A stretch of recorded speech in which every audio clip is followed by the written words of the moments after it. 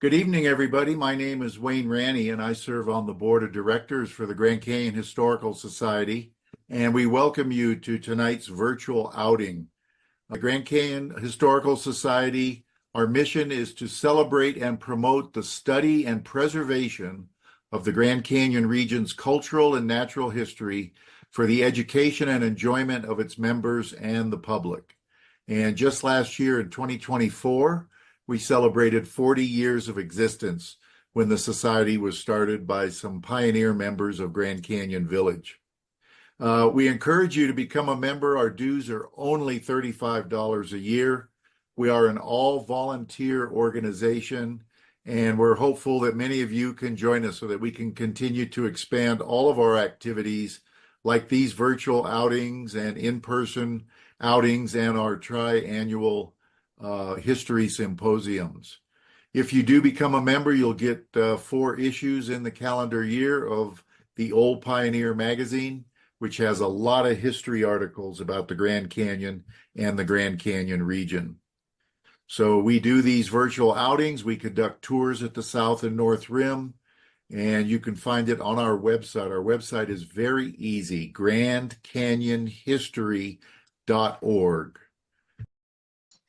This presentation tonight's going to take, again, about 30 minutes for me to go through the backstory, and then the film is going to run about 30 minutes. So settle in, get ready, and let's give it a try. So let's see, I am unable now to advance this. Let's go here and let's click there.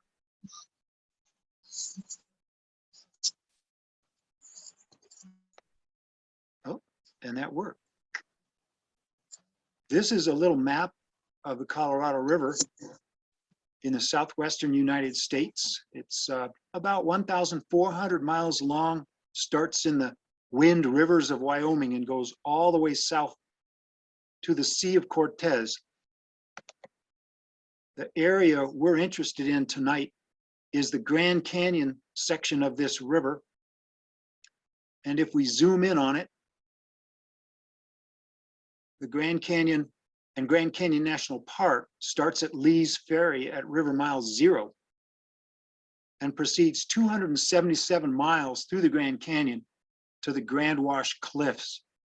These numbers were put together by the United States Geological Survey, and they go from 0 at Lee's Ferry and start building up as we go downstream. So as I talk about the history of uprunning, which I'm going to do now, you'll see that these numbers are counting down. I do want to mention that the indigenous peoples of America here for a good 12 to 13,000 years knew how to fish, and they knew how to swim, and they knew how to build amazing boats. And though we don't have a record of it, we have some historical recollections from the indigenous peoples of boating in Grand Canyon. And I would hazard a bet, given that Verlin Kruger got a canoe up through Grand Canyon in the 1970s without a motor, that our indigenous peoples were all over this place back in the day. We don't know that, though. What we do know is that Hernando de Alarcón showed up in 1540, and the indigenous peoples helped him and his men get their little boat upriver to about present-day Yuma. And that's pretty cool. This guy, Octavius Gass, and 3 other fellows got a little rowboat up to Burnt Canyon, River Mile 260 in 1864. And just 7 years later, the Wheeler expedition made it up to Diamond Creek at River Mile 226. And so you should ask, well, what about the motorized equipment back in the 1800s? Weren't there steamboats out there? And you're exactly right, there were steamboats. This is the Gila here, a little boat on the right, well, a pretty big boat. And the Gila actually made it up in 1880 to Grand Wash Bay, River Mile 286. And that's as high as the steamboats and any other mechanical boats in the 1800s ever got. Then we move forward to the 1930s with the construction of Hoover Dam, which is way over there on the left on the Nevada-Arizona border. And Hoover Dam began to impound water. And by 1942, that water backed over 40 miles into Grand Canyon and drowned two of the biggest rapids on the river. But that spring of 1942, this guy named Harry Leroy Ailson and his boat he named Up Colorado made it up to 220 miles, 6 miles further than the Wheeler expedition of 1871. He had a 22.5 horsepower Evinrude. He ran out of gas and time, and he was pushing up against 40,000 cubic feet a second. Ailson met a guy named Ed Hudson and Otis Marston in 1942. And those two guys caught the uprun fever from Ailson. And Hudson and Ailson attempted an uprun in 44, which destroyed their outboard motor, and they retreated. But Ed Hudson, Egbert actually was his first name, and he hated it, so he said, "Call me Ed." Ed Hudson and Otis Marston started doing some designing. Actually, Hudson did the designing and the planning, and Hudson hired a naval architect to write him plans to make this ladder frame construction of a boat, a really well-made boat. No matter what you read elsewhere, this is an amazing watercraft and is still in the Park Service's collection today. It tried to make an uprun of Grand Canyon in 1948, a downrun in 49, which it completed, and again in 1950, which it completed. So it's a pretty tough boat there. It had a 75 horsepower inboard in it.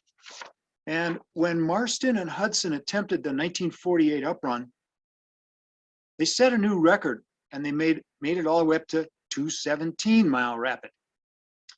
9 miles better than the Wheelers did in, Wheeler expedition of 1871. Okay. They couldn't climb 217-mile rapid. So Hudson replaced the motor with a 125 horse Gray Marine engine. And in 1949, on 80,000 cubic feet a second of water, Hudson and Marston and some other folks downran all the way through Grand Canyon. And when they got to 217-mile rapid, they turned that boat around and they upran the rapid just fine. So Marston's like, okay. He writes a letter to a guy named Chet Bundy. And Marston writes about uprunning, and he says, it can be done. I predict it will be done. And this is 1949.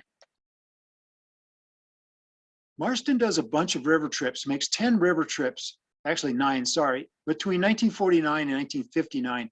He starts out with these mahogany Chris Craft boats and does 2 trips with Chris Craft.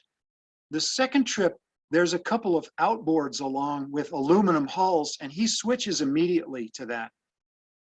But the cool thing about these trips is, if you look at the journals and the letters, in 1956, Marston has quite a lot of correspondence with another river runner about what an uprun would really entail, with discussions of fuel consumption and supply points and how long the trip would take. Not only that, on Marston's river trips in the 1950s, every now and then, 1 or 2 of his boatmen would spin their boats around, their little outboard motorboats. His friends were his boatmen. They turned those things around and they would uprun rapids. Like Soap Creek in 1958 on 94,000 cubic feet a second. It's just really amazing what these guys were doing. But Marston was really thinking about uprunning, not super seriously, but he was thinking about it. But Marston wasn't the only guy thinking about uprunning. On the Marston River trip of 1951, this guy was on the trip, William Cooper. And Bill Cooper had a bunch of different names. He went by Gary Cooper, the movie star. He was a handsome dude. Here he is in 1951 looking at the damage that he's done in the Grand Canyon to his parents, Chris Craft. And he's going to have a lot of talking to do to them when he gets home. But Cooper stays in touch with Marston, and then Cooper starts uprunning the river on his own. And here he is in 1958. These are 16-foot Westliner open boats with 60 horsepower Scott Atwater outboards. Those were the biggest outboards at the time. And he made it all the way to Lava Falls. Now, this is a new record, 179 miles. Remember, Marston and Hudson only got up to 217. Lava Falls is the rapid to climb if you're going to make a Grand Canyon uprun. And Cooper couldn't climb it, so he turned around and retreated. But he came back the next year. He had 18-foot long fiberglass covered plywood hulls powered by twin 70 horsepower Mercury outboards. And yes, those are his boats in the water. Cooper made it all the way up to Lava Falls in one day. That's 100 miles. He upran in one day. He got to Lava. He got into the tongue of the rapid, right at the top of the rapid. And he was at full power, and his propellers in his engines hit a rock and destroyed themselves. The boat backed into the rapid and flipped over, and Cooper and the boat floated 10 miles downstream while his rescue crew scrambled after him. So Doc knows that Cooper's going to return in 1960. But Doc doesn't know something else. In faraway New Zealand, there was a guy named Bill Hamilton. And Bill was a self-taught engineer, a genius of a guy who started making construction equipment, heavy equipment, bulldozers and road graders and compactors and that kind of stuff, with hydraulic steering and hydraulic controls before World War II, which is a big deal. That's cutting edge stuff. So he did very well. And after the war, he was dinking around with boats. And he and his son, John, who had an engineering degree, and another guy named George Davison, who had an engineering degree, these guys came up with this amazing concept. Take a boat, put a big engine in it, hook it up with a drive shaft to what they called the Hamilton jet pump. And it sucked water up in the bottom of the pump and blew it out the back. If you've ever seen firefighters struggling to handle a fire hose, that's what's going on here. There is a huge amount of force coming out of the back of this boat, and the boat just scoots forward. I think of these boats as the jet skis of their day. They were lightweight boats with big engines and these jets in them and no propellers, and they could go up rivers like nothing. And shallow rivers too, they had no propellers. It was an amazing deal. In 1959, a caver named Bill Austin happened to be in New Zealand at Christchurch, waiting to go down to Antarctica for the 1957 geophysical year. I said 59, but I was wrong. And he ended up meeting the Hamiltons and the Mannerings and got a ride on a jet boat and like, wow, this is really great. And he bought one in 1959 in New Zealand and put it on a slow boat to the US. He called it the Wio for a New Zealand waterbird. And here he is on Muhlenberg County's Green River. This boat attracted a lot of attention because it had no propeller. And it got into the trade magazines, Popular Mechanics, and that kind of stuff. And that's where this guy, John Beeler, don't call me Bueller, it's Beeler. John Beeler, the president of Indiana Gear Works, heard about this amazing boat. the Gear Works was making helicopter transmissions, and Beeler figured it would be super simple to make in the US the Hamilton jet pump. He immediately hired Bill Austin. Now, Austin and a friend of his had an idea. If we take this pump and put it into Indiana Gear Works boats and climb big rivers, we will sell boats. And John Beeler formed the Beeler Turbocraft Company.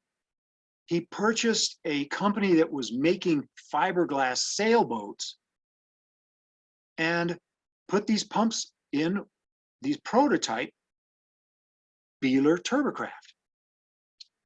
Austin started inquiring about uprunning Grand Canyon and was immediately referred to a guy named Otis Doc Marston in Berkeley, California, and called him on the 1st of April, 1959. Now, you'll read some places that Marston was at first very cold to this idea because he was very territorial of his river. I didn't find that in the notes or the first letter that Doc sent to Bill Austin. Actually, I never found that. So I'm curious to know where that came from. On that phone call on April Fool's Day, 1959, Austin and Marston discussed the canyon uprun. Doc readily admitted he didn't know how to do it, but he knew the job could be done, and he wanted to help make it happen. Unfortunately, Doc was really tied up with Walt Disney at the time.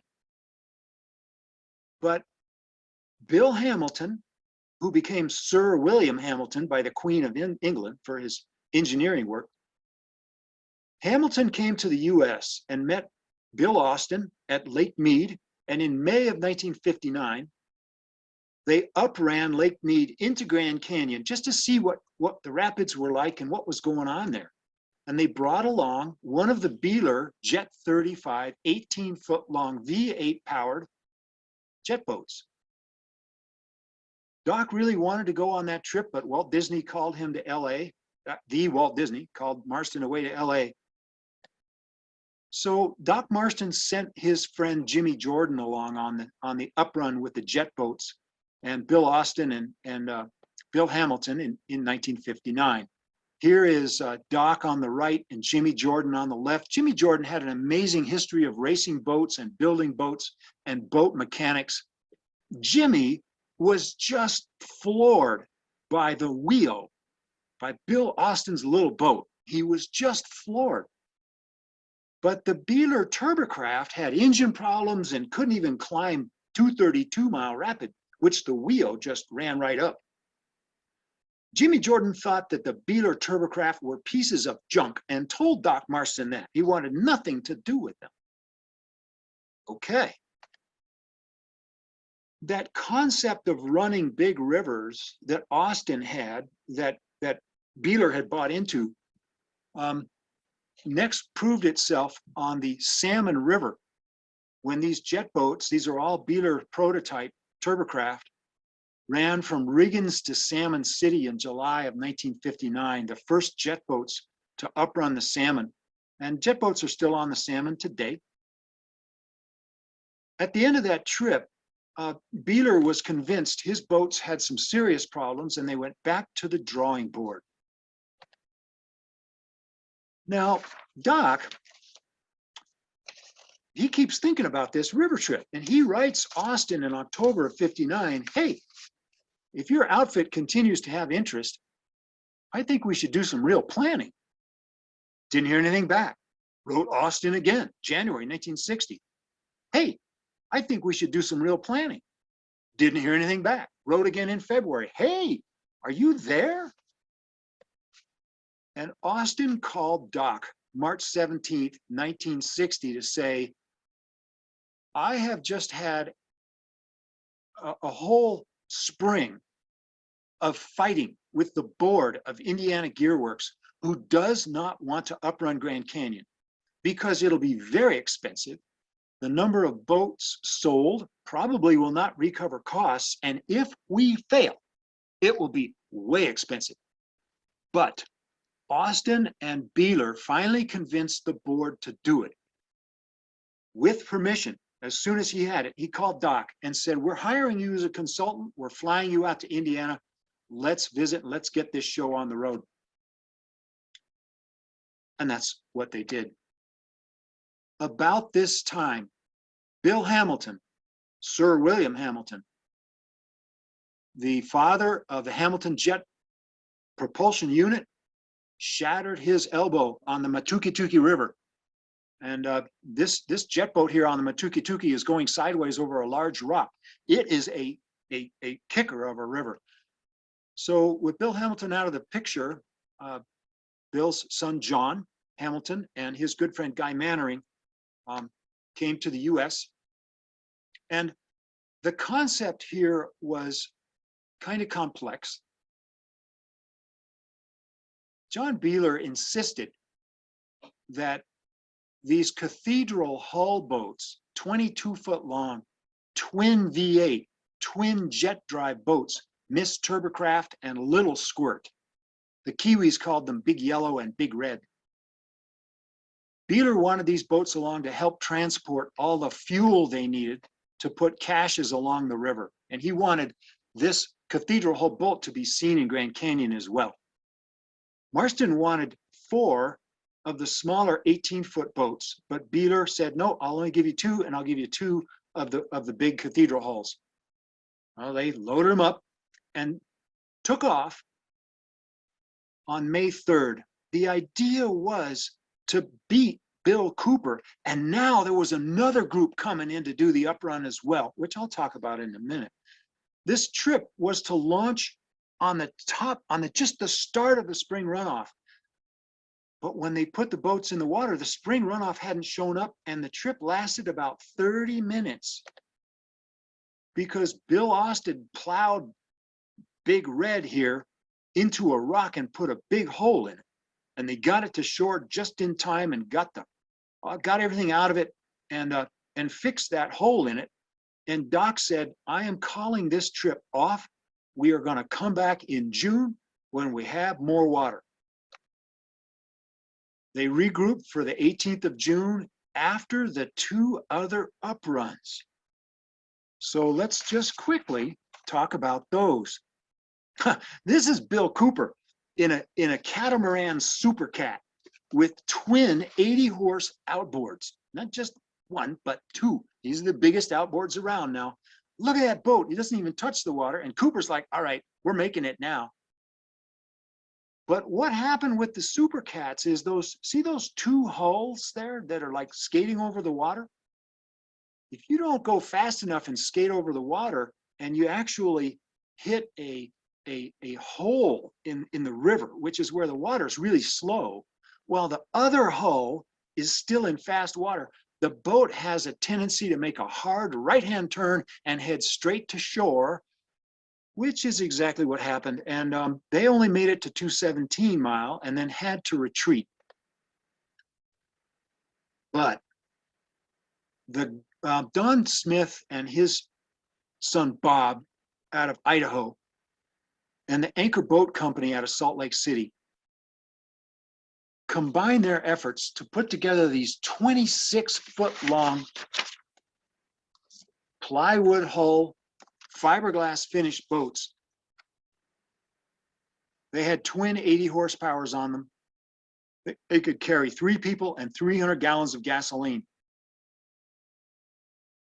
And they upran to Lava Falls. And here is an amazing picture of the UGG, what a great name for a boat, in the tongue in Lava Falls. And that boat is unable to climb that rapid. Well, what Doc figured out was they hadn't unloaded their fuel and they hadn't unloaded their passengers. And if they had, they would have topped that rapid, but they didn't. And they couldn't climb the rapid, and they turned around and went back to Lake Mead. So Doc heaved a big sigh of relief, and it was back to the jet boats. Now, the stuff that I'm all talking about is not on this film tonight. So that's why I'm spending all this time to go over this stuff. They started off on the 18th of June on just under 40,000 cubic feet a second. They made 44 miles their first day. Their food was in cardboard boxes in the front cabin of the big yellow boat, and came out of the boxes, and it was just a big pile of heaping mess. So that was fun. This guy on the far left is a guy named Dick Fireball Young in the cowboy hat. And Dick was driving the wee yellow on the far right. On the right-hand side, you can see there's a yellow deck jet boat over there. That's his jet boat. Dick Young is a stock car racer. He's a big engine mechanic, a V8 mechanic, and he is just really hard on his boat. But Dick has a singing voice to die for, and he knows hundreds of songs, one of which is this one.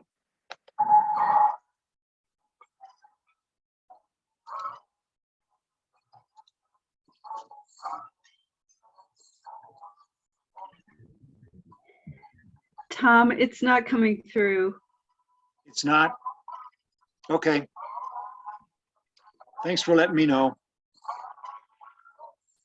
So that didn't work. All right. Well, let's hope the film works. Huh.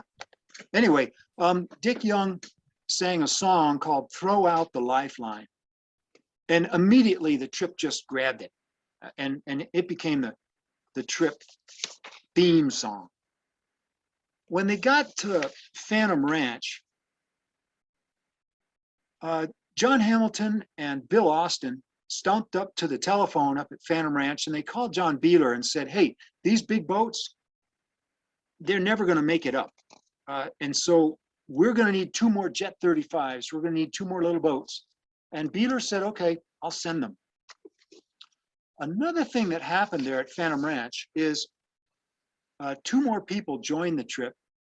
Guy Mannering's wife, Margie, joined Joyce Hamilton, and Joyce had started with the trip at Lee's Ferry. And a 16-year-old boy joined the trip, a guy named Buzzy Belknap. Now, Buzzy had boated the Grand Canyon already as a pilot for Marston in 58 when he was 14 and 59 when he was 15. At 16, he wasn't a boy anymore. He was a young man. But besides Jon Hamilton and Guy Mannering, he was the best pilot of the bunch. His dad had written a letter to Doc Marston saying, you know, Doc, I would love it nothing better than to be on this trip with my son. And Doc said, that's out of my control, but I'll see what I can do. And it happened, and it worked out. The film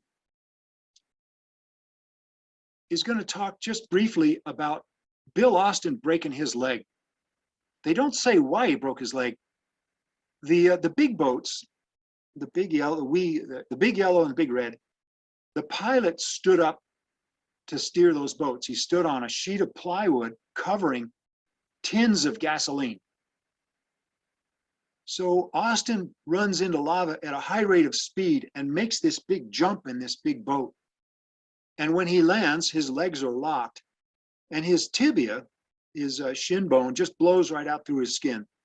And he falls to the deck. Doc doesn't realize it. And Austin calls out to him, Doc, you better start steering. And Doc looks over and sees this mess on the deck and grabs the boat and steers it around.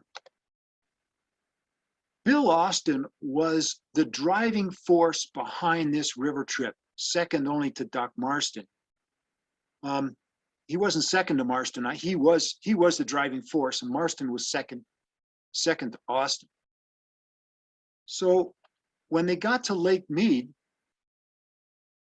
George Morrison, the guy writing the checks, and a guy who couldn't swim. George couldn't swim. And he really didn't like the whole concept. He was kind of with the board of directors that were like, this is a bad idea. He became the de facto expedition leader. The group spent 7 days at Boulder City, redoing the motor mounts, strengthening them, trying to make sure that the decks of the boats were going to stay connected to the hulls. This was a weakness they identified. And Jon Hamilton spent day and night grinding the impellers of the boats because John knew that if you spent some time dressing the impellers of the Hamilton jets, which he was an expert at, they would produce more power, and he knew he needed all he could get. The group left Lake Mead on the 4th of July. They ran from Temple Bar to Lava Falls in a day, just like Cooper had done. So they knew, hey, we got a chance at this. The next day, Jon Hamilton got the first boat up through the rapid, up through Lava Falls. And at the top of the rapid, he did the typical jet boat, hard right turn, hard left turn, throw a rooster tail.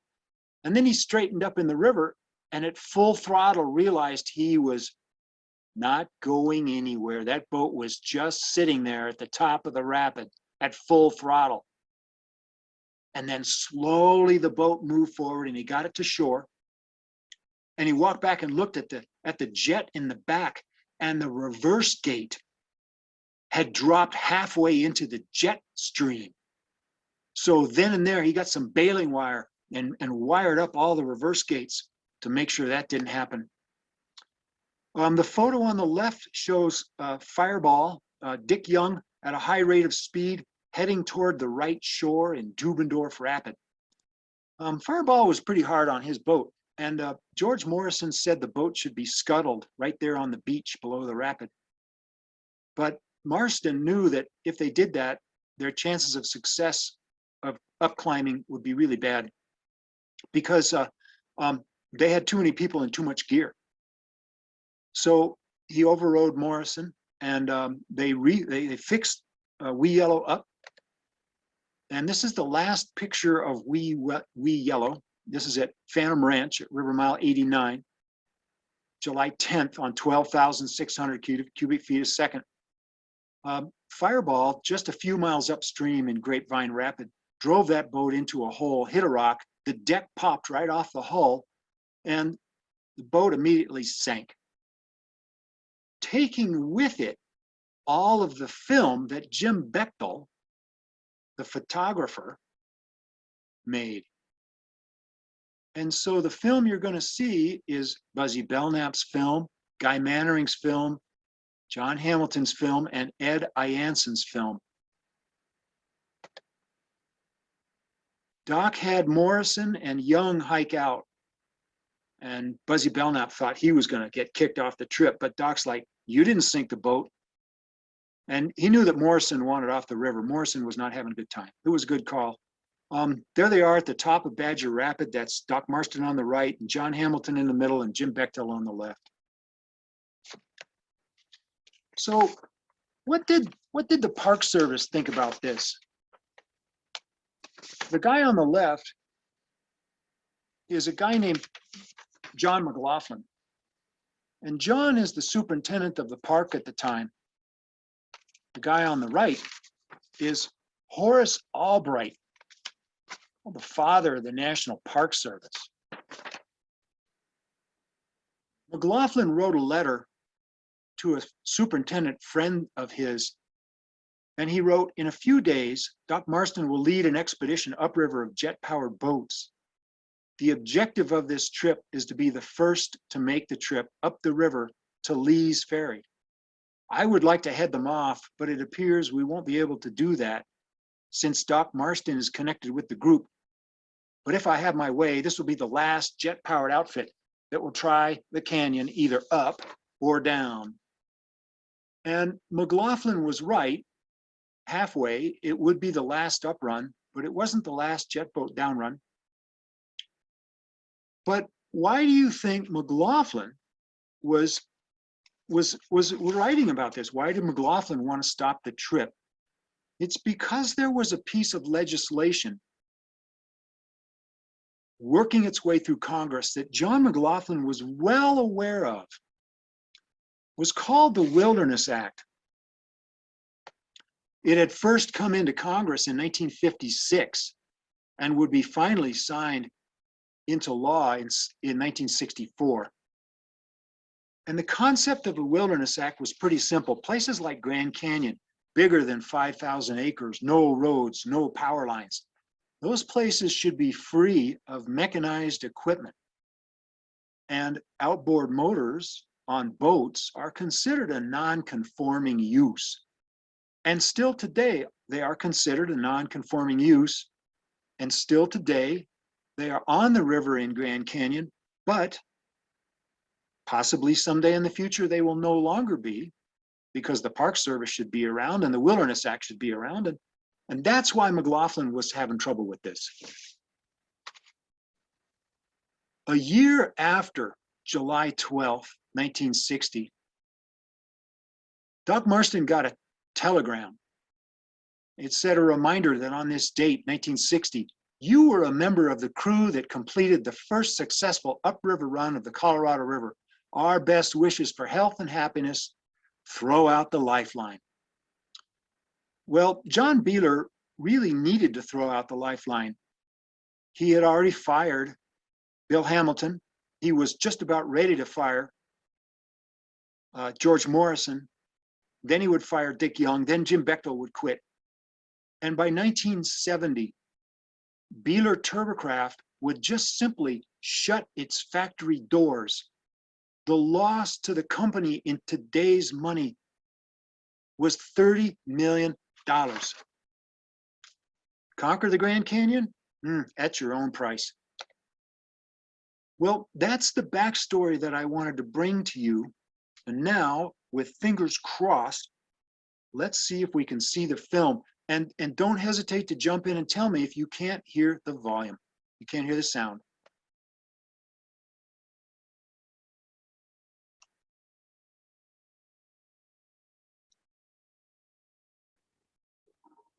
Okay, the sound is playing. Can you hear it?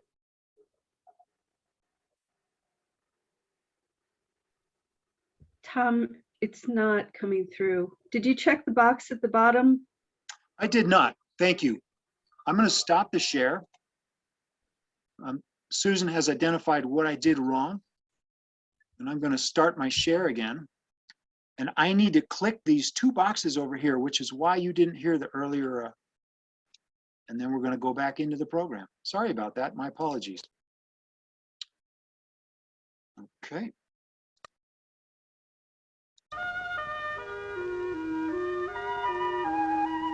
Do you hear that?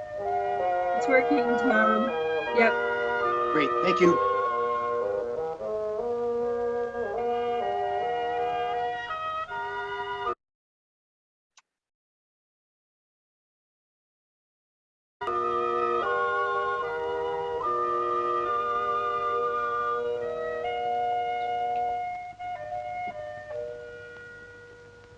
As a supreme test of turbocraft, we chose the last great unconquered river of the world.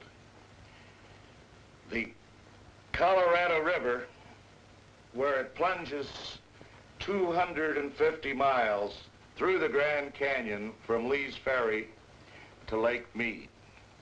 Since 1869, when Major Powell and his party first floated downriver, with great loss of life, many people have been killed in attempting the conquest of this river. Many boats have been smashed. As yet, no one had succeeded in going upstream through the canyon. We invited Bill Hamilton, sportsman and mechanical genius of Christchurch, New Zealand, who first perfected the jet boat, to accompany us. Bill was unable to come, but his son John and their friend Guy Mannering did come. Guy is a photographer sportsman who is an experienced jet driver. Thus it was that a New Zealander had opportunity to film the first round trip through the Grand Canyon.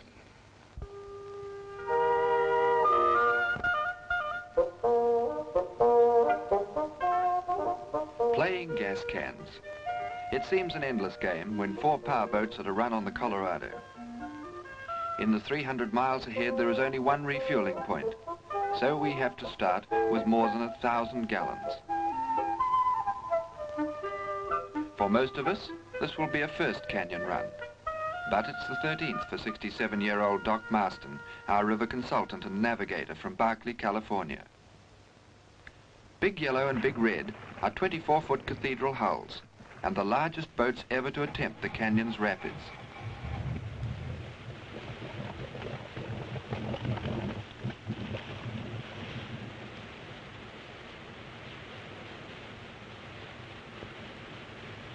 Temperatures of more than 100 degrees give us a foretaste of conditions ahead. Crash pads are fitted by Phil Smith and Garth Marston. We meet another Colorado veteran, colourful Georgie White, the woman of the river, as she is known to the tourist parties she drifts downstream each season. Expedition leader Bill Austin checks fuel lists with Doc Marston, while Jon Hamilton from New Zealand checks jet units. Dunking the camp dishes is boat driver Fireball Young, helped by photographer Jim Bechtel. The American beards had some weak start on our own. Margie Mannering and Joyce Hamilton, the Kiwi wives, see that our life jackets don't hang by a thread. Meanwhile, Georgie is shown the controls of the jet boat by John.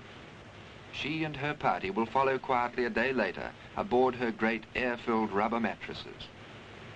Jet airliners are going to be all we will see of civilization. By the only willow tree in 300 miles, Georgie's team and our supporting party wave goodbye. We follow Doc's come on signal.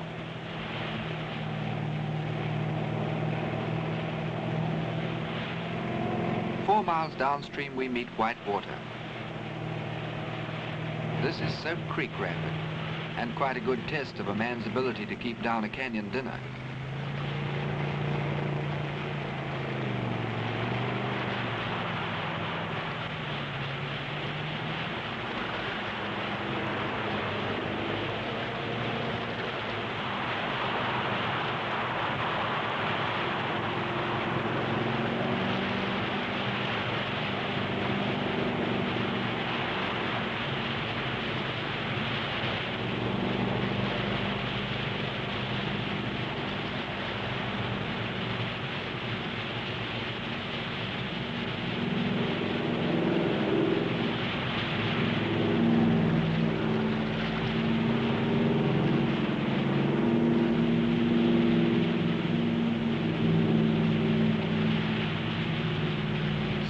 Miles below Lee's Ferry, House Rock lies in the river. Then the banks rise in 1,000-foot sandstone cliffs, and we are in Marble Canyon.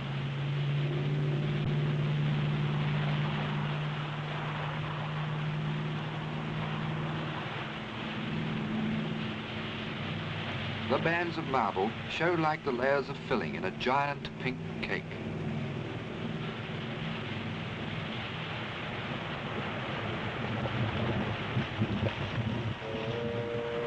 Doc, an authority on Colorado history, describes the fortunes of other navigators and tells of the hazards ahead. Fuel is put ashore for use on the Uprun. Sun temperatures are high enough in the canyon to boil petrol, or rather gasoline as our hosts call it. The only shade we find for our cache is branches of tamarisk, which is about the only vegetation.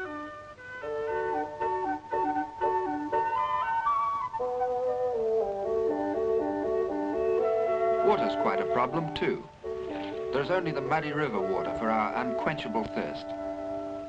But when mixed with fruity tang crystals, Bill Austin pronounces it perfect.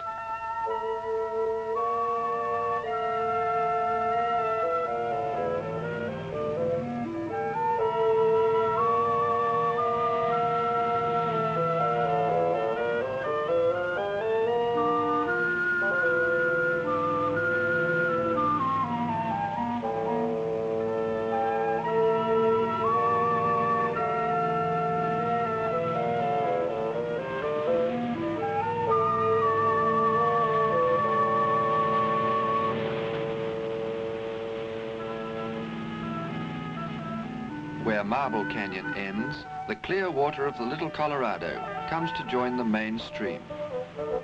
Though Little Colorado is too mineral to drink, we are glad to run up it a bit with a view to a clean swim.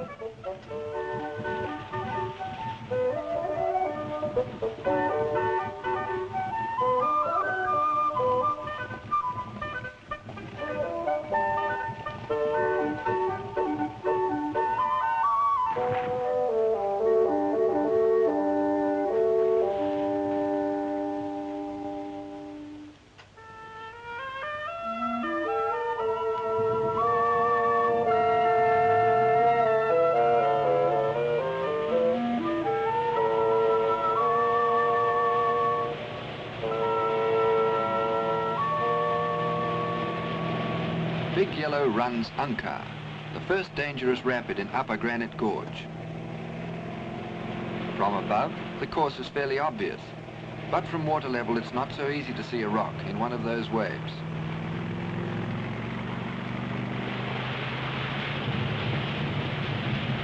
Big Red is heading for a submerged rock. But she was lucky that time. A surge of water carried her over it.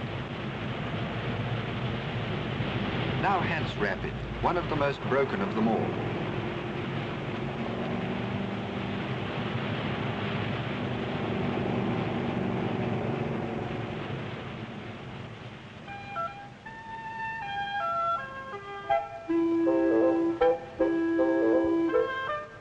The footbridge is the only crossing of the Grand Canyon. Bright Angel Trail, winding down from the rim, has been a key point on the river since Powell's pioneering boat run.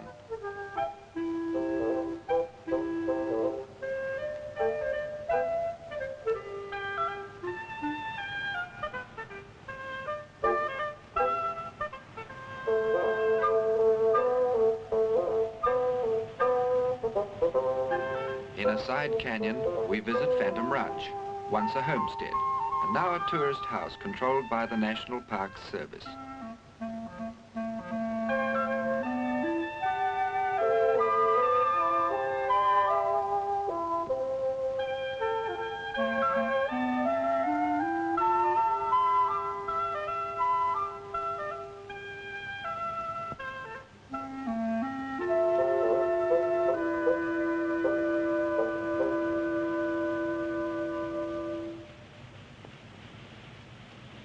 It is time to press on again, riding the flood down the deepest ditch in the world.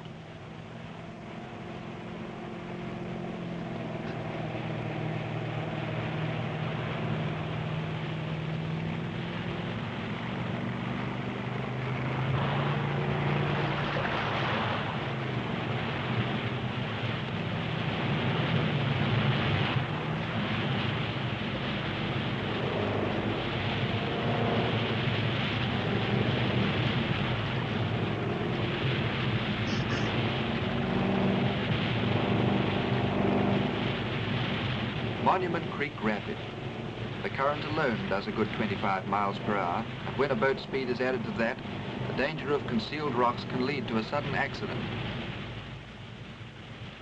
Monument gave us our first hole in the hull, and a chance to discover how difficult it is to work fiberglass at 120 Fahrenheit.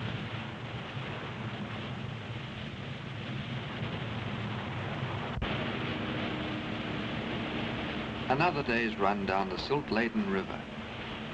Too thick to drink, but too thin to plough is the old joke about it. But we plough it all right and drink it too.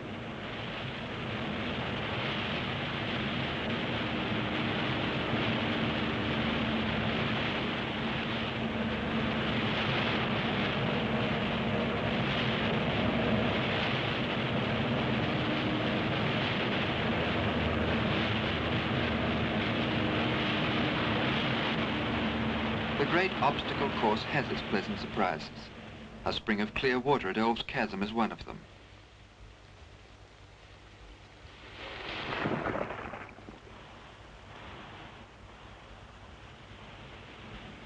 Then there's the finding of Indian pottery. Proof enough to Joyce Hamilton and Bill Belknap that this fantastic desert was not always uninhabited.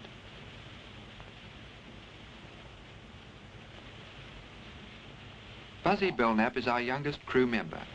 Few 16-year-olds will have a school holiday as exciting as this. So far, Jim Bechtel has kept his camera dry. Bill Austin chats with Bill Belknap, completely happy with the jet turbocraft so far.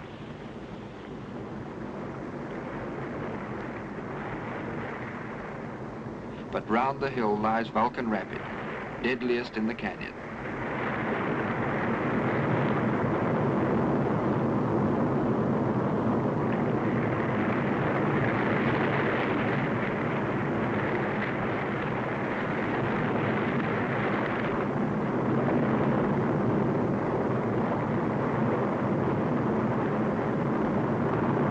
Many people have died in attempting to run the Colorado Rapids. Vulcan, with its seething haystacks of mud-heavy water, is the most formidable hazard. Bill Austin gives it a go all the same in Big Red.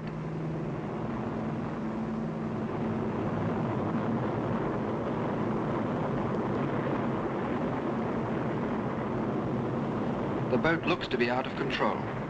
Upstream we have no way of knowing what's wrong. Only things to go through after him and give help and hope it doesn't happen to any more of us. Garth Marston takes Wee Red down to the bottom beach.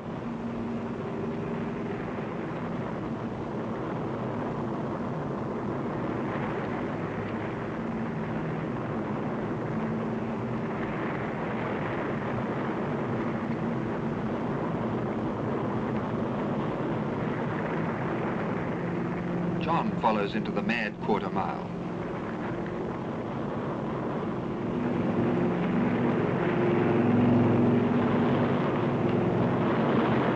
With Garth and John safely through, Fireball makes a practically dry run.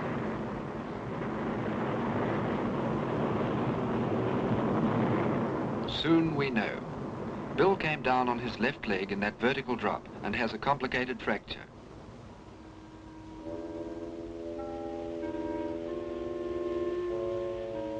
For our hospital staff, this was an anxious night by a flickering fire, awaiting developments far out over the rim.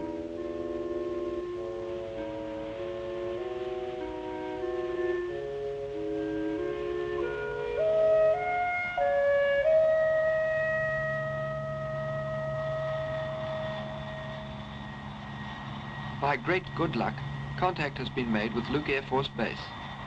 Down 5,000 feet into the canyon after a desert flight of 150 miles. The first dramatic rescue for a remarkable new helicopter.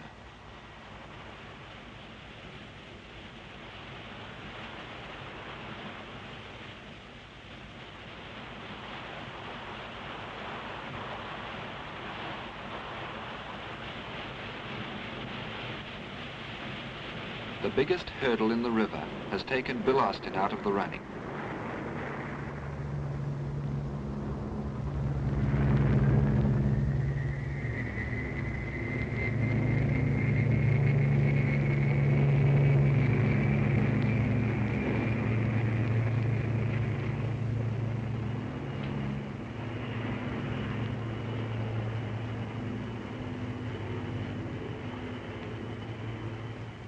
Bill's ambition was to run the river upstream. He has a distant air view of where the uprun will start, away over on Lake Mead. Our run down to the lake is the last with the twin-jet cathedral hulls. Upstream, only the smaller boats will be used. At Boulder City, at the end of the lake, some of the party will drop out too. The women will be on the rim. On the return journey, the risk might be too great.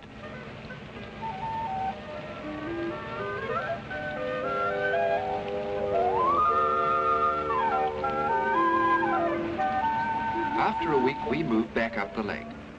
The big boats have put out the fuel supplies, and 9 men in 4 single jets mean to pick it up and go through. Boulder Dam calms the water for many miles, even back into the early reaches of the canyon.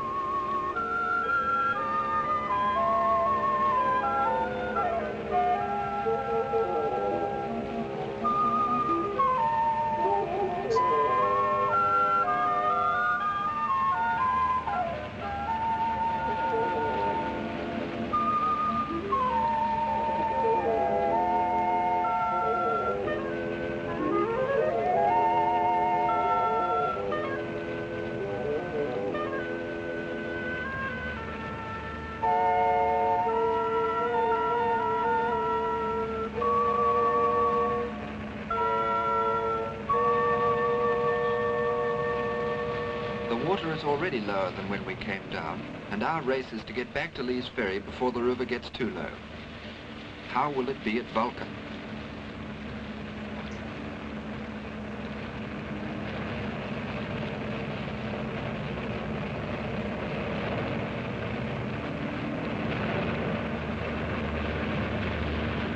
Vulcan has not been out of our dreams since it hurt us coming downstream. The snow melts in the Rockies, said Major Powell over 90 years ago. tumbles in a million cascades which form 1,000 creeks. They unite to form the Colorado, which flows, a mad, turbid stream, to the Gulf of California.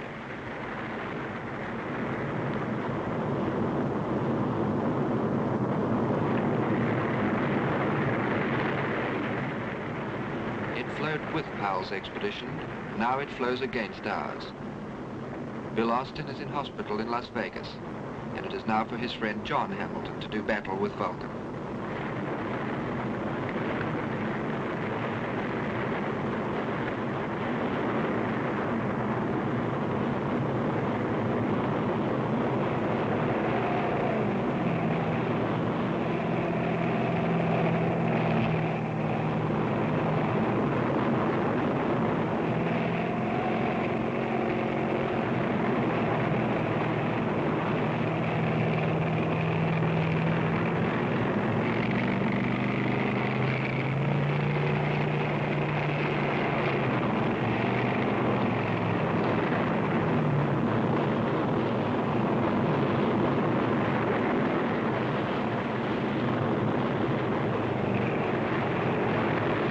There is no easy way through Vulcan's defenses.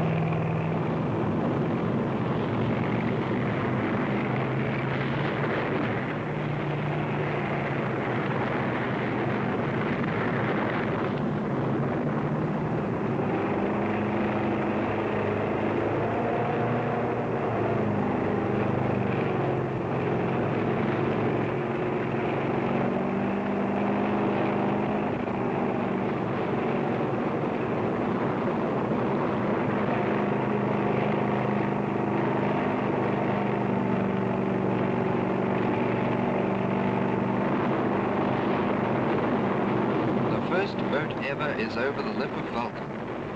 The rooster tail of jet boat victory was never more proudly thrown. But there's no time to waste. The rest of the fleet still to come. Jon walks back to the starting point for a rest.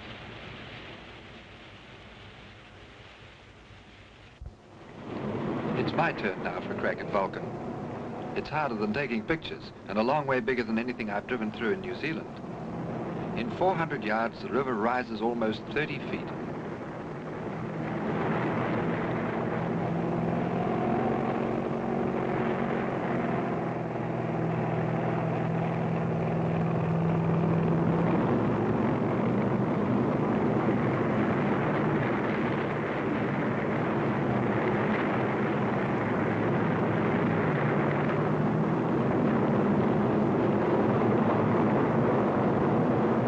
Don't get through, retreat to dry out with the bilge pumps.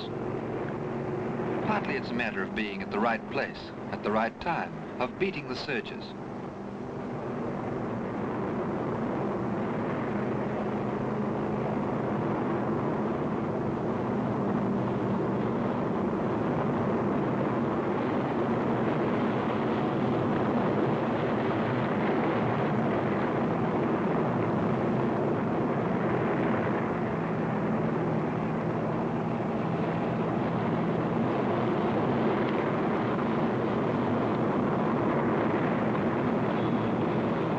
Near the top of the rapid.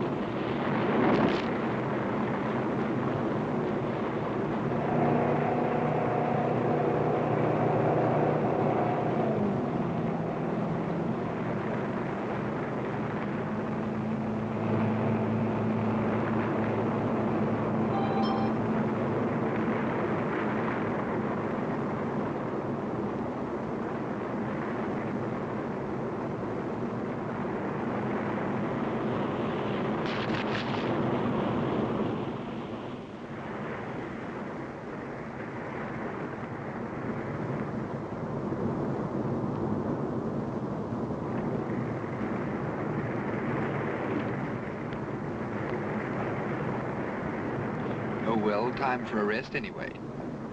To have a look at a bull snake from the rocks, and to admire John's healthy appetite.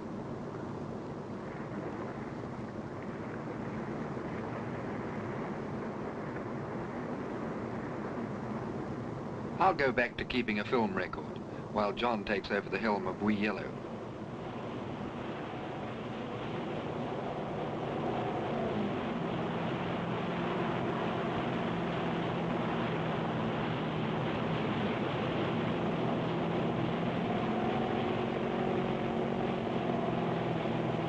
The calm water ahead certainly looks easier going.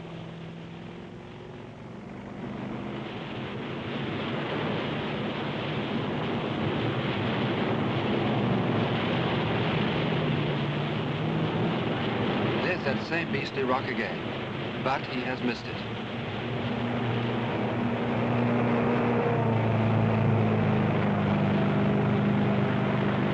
Then finally over the lip. It has taken 2 days and 50 gallons of petrol to get the 4 boats past Vulcan. John was at the helm for all 4 successful runs. The fleet has cleared Vulcan. At Dubendorf, the next step on the ladder, Jim Bechtel drives the first boat.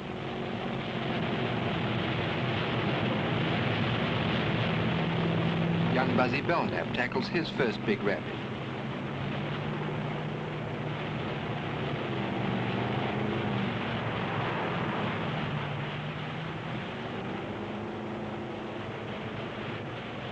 Jim throws his victory rooster tail.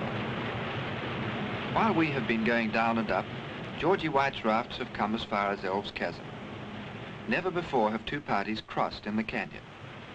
We are contributing to a river history already marked with milestones, such as the hulks of abandoned boats. Doc shows us where motion picture man Charles Russell gave up in 1917. In the lower Granite Gorge, the river is still falling. Each day, there is 2,000 cubic feet a second less than there was the day before.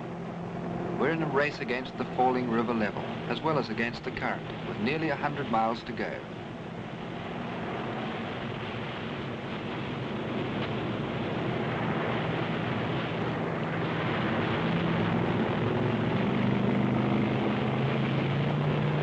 We read Tops Monument Creek Rapid and drives on into Horn Creek.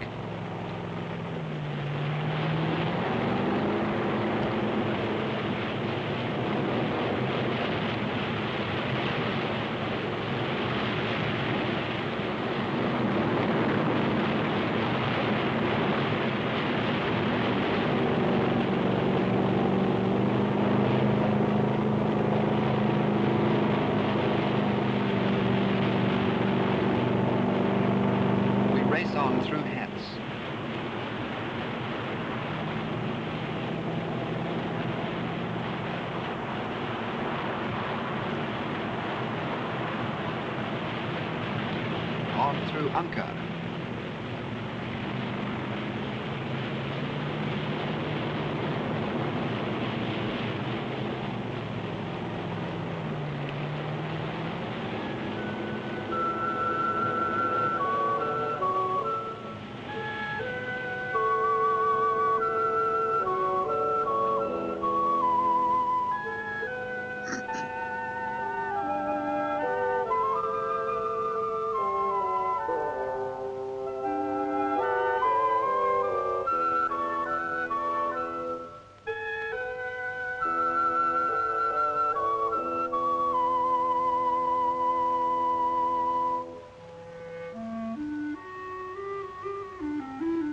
We stop only at sundown.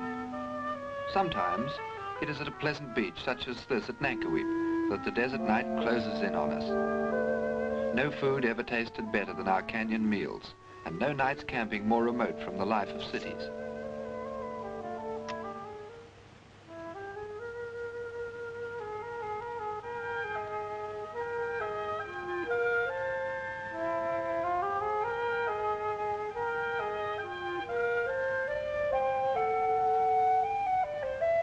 We wonder if any signpost will be less read than this one.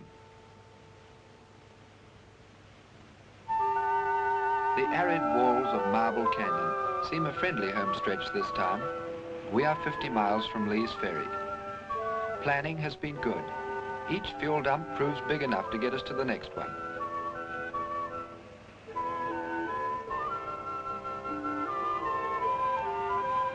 A riffle or two, and only 2 more big rapids ahead.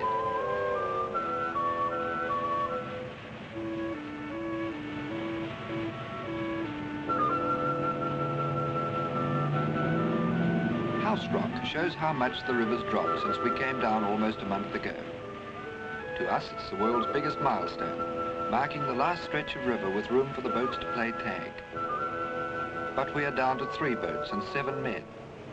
We yellows sank in a few seconds in big water in the Black Granite Gorge, and her crew left us by the trail of Bright Angel.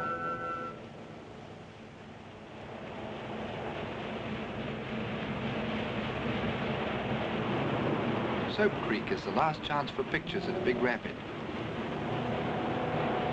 It is a month almost to the day since we last saw the Navajo Bridge 4 miles below Lee's Ferry. Doc had said before we started the expedition that it would take a month to plan, a month to do, and a month to unwind. But Doc was not entirely right. It will take more than a lifetime to unwind. The jet boats born in New Zealand have proved themselves. And under the willow in the Colorado desert, our friend Doc has a celebration ready. Then 2,500 miles away, the token is passed to John Beeler. Bill Austin, his plan fulfilled by his friends, will one day complete the run himself. Their faith in Bill Hamilton's jet boat has now been amply justified.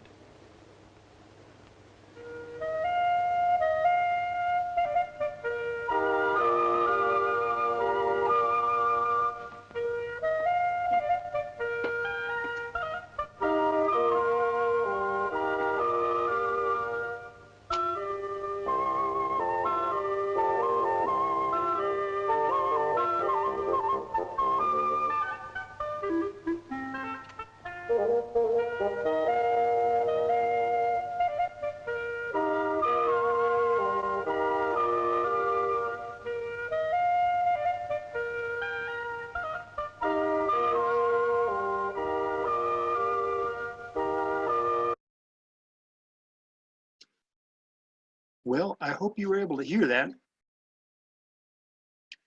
And We were. good. That's all I've got. And if you got any questions, now is the time to ask them. I'm sorry we've run over time a little bit, but here we are. There are a couple of questions and comments in the chat. But before I get to that, I had one question. I noticed that the speed of the river was so much faster because the dam wasn't in place yet. How did that affect the way that they planned and the way that they were able to execute up the river? You're right, Susan. Glen Canyon Dam was under construction, but had not taken over control of the river yet. And the free-flowing Colorado River rises in late spring, tops out in May, June, and then drops and gets pretty low. So these guys wanted to run on the high water to stay away from those pesky rocks. And that was their little time window, was to capture that high water. And as the film mentions, every day they were up running, they lost 2,000 cubic feet a second. The river rises pretty quickly and it drops pretty quickly. So yeah, it was, and that was another thing the park took into consideration, understanding that 1963, the river's not going to see the high water ever again. And so they knew that you know, this quest to uprun wouldn't have the water it needed. Though I think the jet boats have proved they can still climb the river today if given a chance. Great, thanks. One of the questions that I had that somebody else asked was what happened to the empty fuel cans, but also can you explain how exactly they planned and where did they place all the gasoline? the empty fuel cans were thrown into the river. And Wow. there's film footage of that. You dig around, you can find this. Marston and Hudson were throwing their empty cans in the river. They just take these 5-gallon cans and just chuck them in the water. The refueling happened at Phantom Ranch at River Mile 89-ish, 86, well, I have to look at the map. And then down at Whitmore Wash in 150 something mileage, 150, no, more than that, 180 something. Roughly, the canyon was divided into thirds. And so they started out with a full deck of fuel. They picked up fuel at Phantom and they picked up fuel at Whitmore. And that's how that all worked out. Thanks, Tom. Ellen Gilman says, my great uncle Otis Marston came to our house in Balboa and showed us this film in approximately 1960. Cool. What do you remember about that? Unmute yourself. Where are you?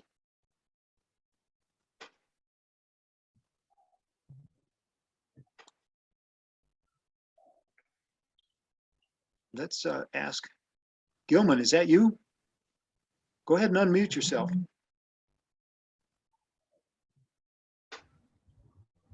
Yeah, can you hear me? Yes, sir. Hello? Hello. Hello? Yeah, please tell us about this. What do you remember of that event? Well, not much. I was only about 8 years old. I just remember he came down to our house in Balboa and showed us those films. And I remember seeing those jet boats trying mighty hard to get up that river. And it was pretty impressive. Very cool. Would you mind to reach out to me through the Grand Canyon Historical Society? Because I have some other questions for you. Yeah.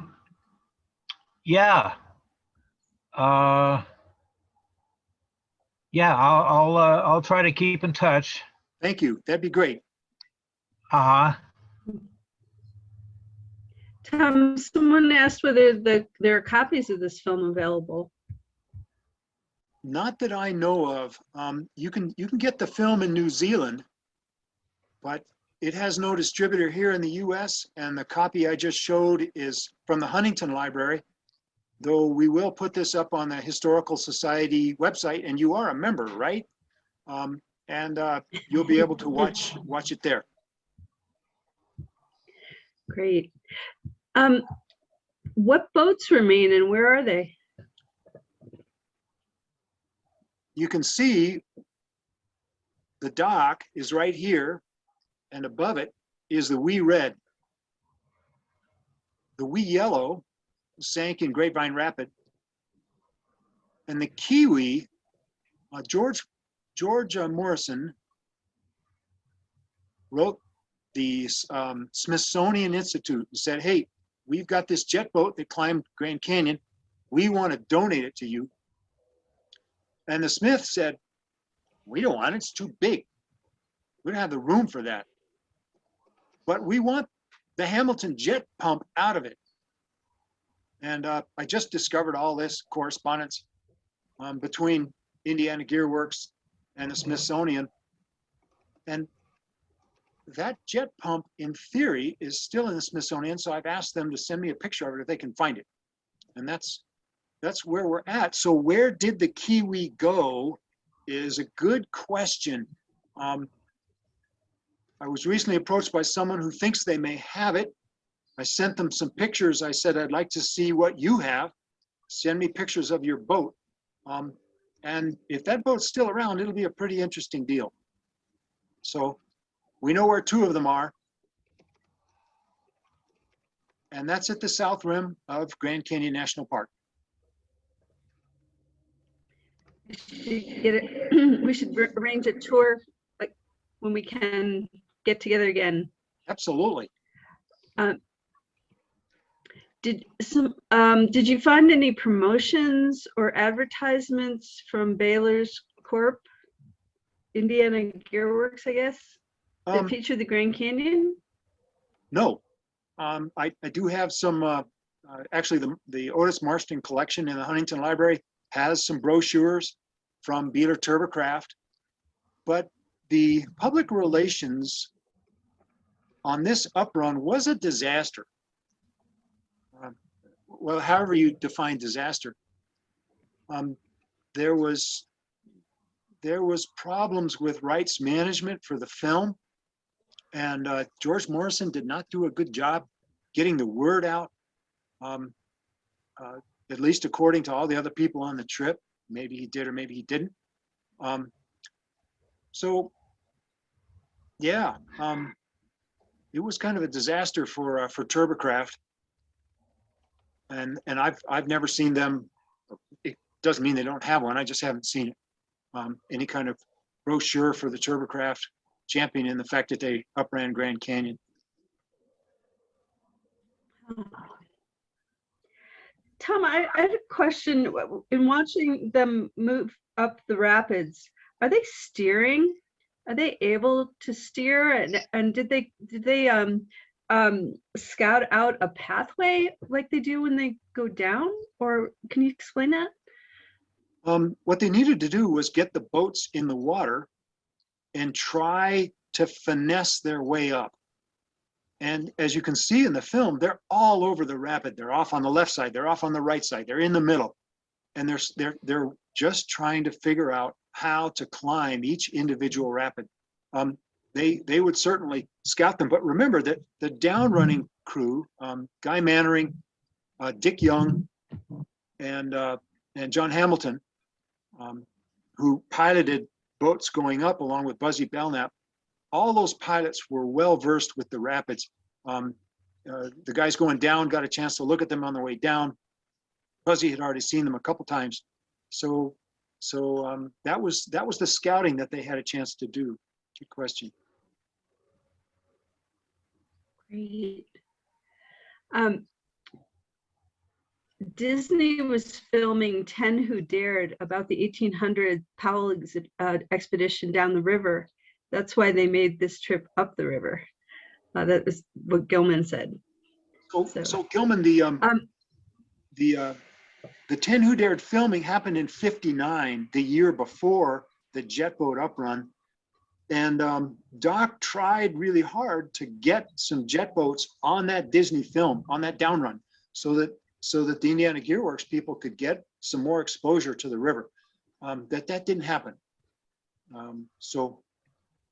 Okay. Yeah, I haven't found any more connection between the two trips besides that. Okay, I stand corrected. No worries.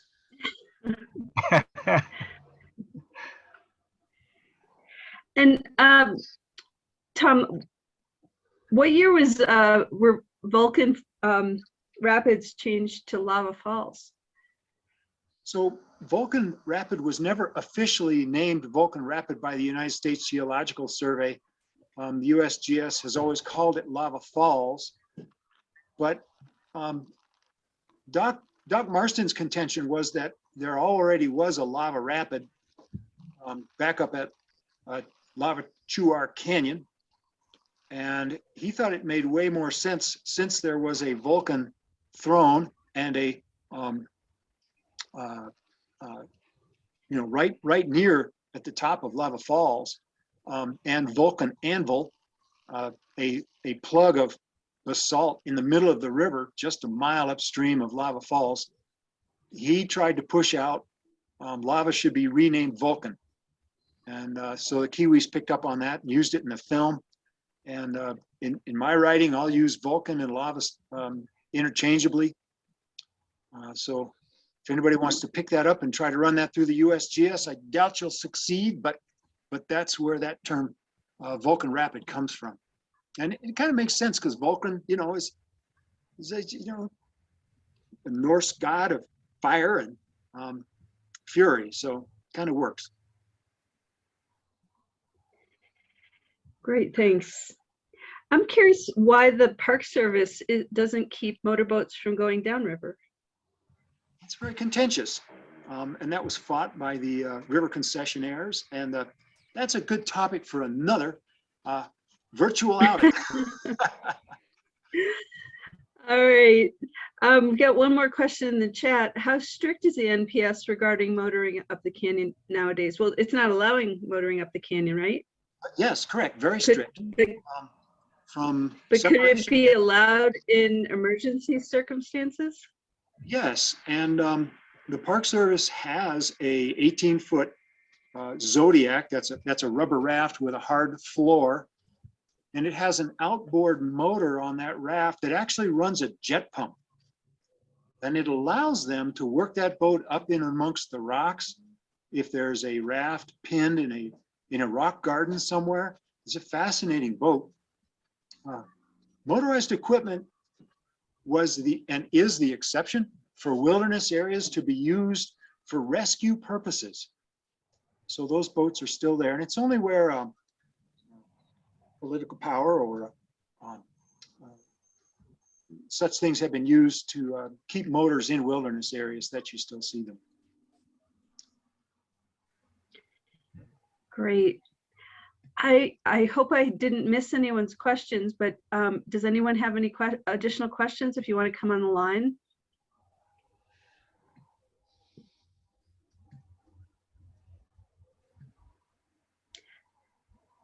I did miss one very early on during, I think it was during your talk. What is a reverse gate?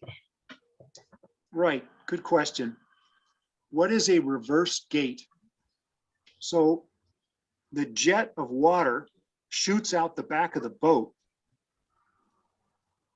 and the reverse gate drops down and deflects the jet under the boat toward the front of the boat. So the boat then backs up. And so while Jon Hamilton had climbed to the top of Lava Falls Rapid, this reverse gate came down into the jet stream and really cut the power of the boat way down and almost sent the boat back into the rapid. It would have been quite a disaster. You can see that if you watch that clip. He's throwing his little rooster tail, and suddenly the tail disappears. It drops, and that's when the gate drops. So, yeah. All right, let's see.